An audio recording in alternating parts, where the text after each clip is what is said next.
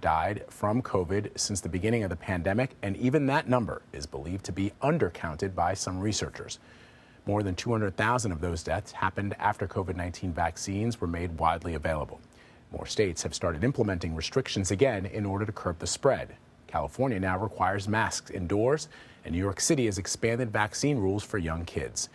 Joining me now is Dr. Annalee Baker. She's an associate professor of emergency medicine at NYU Grossman School of Medicine. Doctor, thanks so much for joining us. This is such a grim milestone. The United States passing 800,000 deaths almost 2 years into the pandemic. But I think what's more remarkable is that 200,000 of those deaths have come after we started to get vaccinated. What does that tell you? Well, thank you for having me, Vlad. Yes, it's very disturbing. I think none of us imagined that we would ever get to such a terribly high number. And the fact that that many happened after the vaccination rollout is especially tragic, given how preventable many of those deaths were. As far as what it tells me that we continue to be just a couple steps behind this virus. And while the country feels like we're over it, the virus is not over us.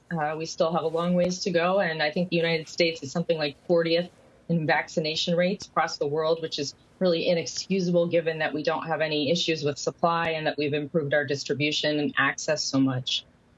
Yeah, it's an important point that you make, Doctor. I read an op-ed, a commentary in The Atlantic magazine earlier this week of a man who said that in his part of the country, I believe he was in Michigan, people are carrying on as if the pandemic is over. No one is masking. People are gathering in large crowds.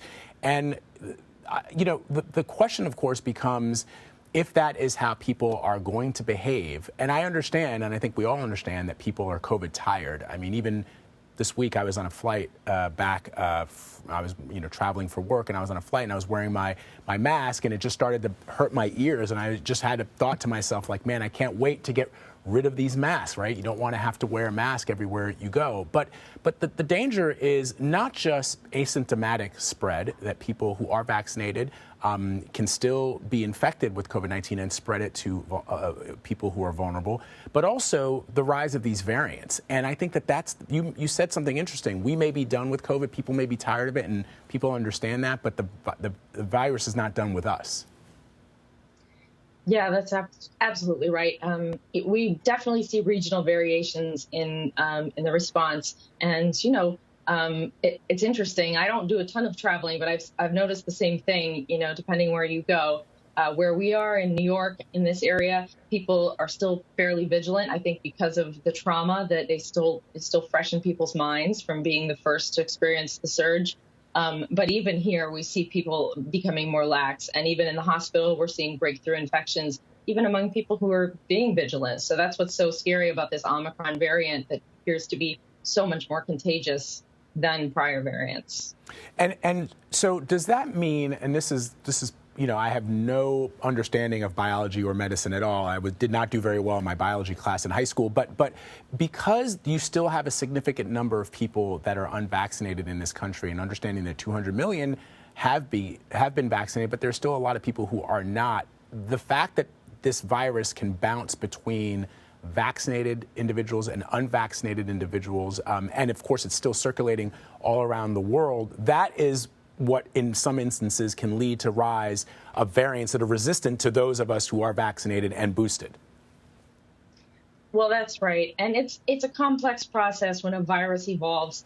Typically the virus, of course, is not sentient, but the evolutionary pressures on the virus are really pretty much aimed at a virus that wants to continue existing and continuing to spread. And that's why we're seeing these variants like Omicron, which are so much more contagious. Now, the early data does appear that it's potentially less virulent, meaning less serious disease, but that doesn't mean that we should take it less seriously, because given that it appears to double, at least in the UK, I think we're seeing doubling rates every 2 to 3 days, which is tremendously faster than any of the previous variants. It could still easily overwhelm the health system. So it's something that both the vaccinated and the unvaccinated should be extremely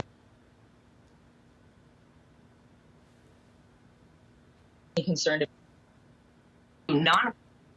So if your family member or you are in the hospital with a heart attack or a stroke, you certainly don't want to be waiting hours to be seen or not able to find a bed.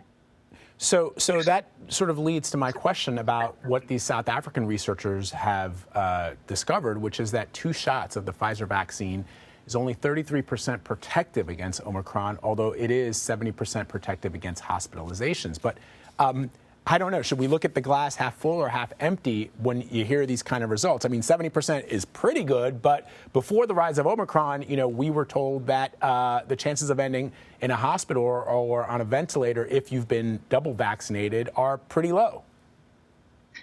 Well, that's right. I guess it depends on what type of person you are. I probably tend to be on the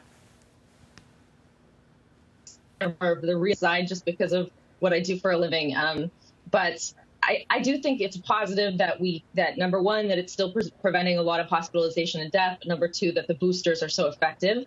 There was the South African study and then, of course, the data that came out of Pfizer. And both of them seem to indicate that the booster really significantly re-upped the ability of the body to fight the infection at all and also to prevent hospitalization and death.